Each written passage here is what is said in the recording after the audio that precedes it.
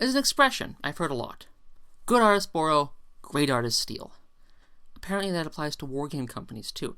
You would not believe how much stuff in the wargaming industry is copied, legally or otherwise, from other games.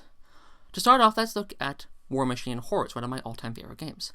A lot of the factions in this game are similar to other factions that exist.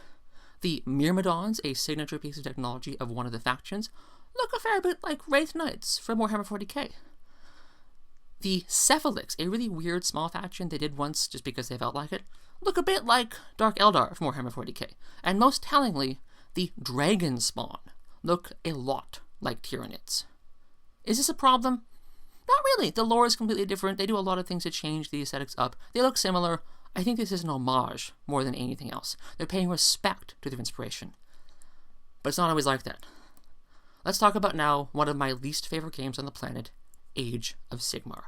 The game makes no sense, the mechanics are incomprehensible, the models are kind of ugly looking, quite frankly, but that's not why I hate it. I hate it because literally everything in the game is stolen. Everything.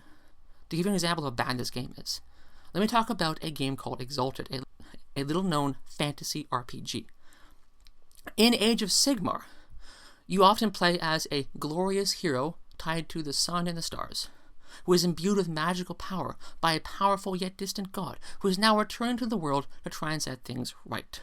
You fight against many horrible enemies, and there was an age long past of glorious cooperation between the gods and mortals. There's also an underworld full of death lords and overlord of the death. And the thing is, everything I just said is actually not the lore of Age of Sigmar. It's the lore of Exalted. That was word for word Exalted's core lore. It's probably on the Wikipedia page. Just go look it up. In Exalted, you play as noble champions of the gods, most of them themed after stars and the sun, like the Solar Exalts are, the main characters of the game. Solar Exalt sounds uncanny similar to Stormcast Eternal, doesn't it?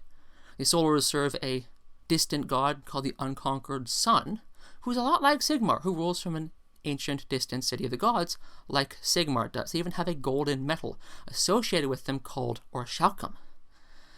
To give you an idea of everything else they've stolen, this is a piece of art from War Machine. It is a Scorn Paingiver Beasthander.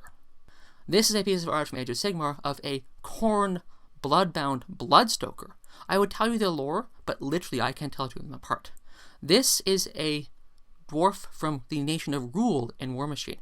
This is a dwarf from the Kharadron Overlords from Age of Sigmar. And their lore, even more similar than anything else I've mentioned so far. I think you get my point. But apparently Privateer Press, the makers of War Machine Hordes, aren't above doing this themselves. The most recent game, Warcast Neo Mechanica, is all stolen. This faction look identical to some of the robots from the little-known wargame Infinity. Their guns are directly stolen from the Mass Effect series of all things here. And this faction, well, they're literally the Tau. They are the Tau from 40k. That's what they are. And this faction look identical to the combined army from Infinity with a different paint scheme. I tell you their lore, but there isn't any. You just get one piece of art per faction, that's it. In conclusion, this is disgusting.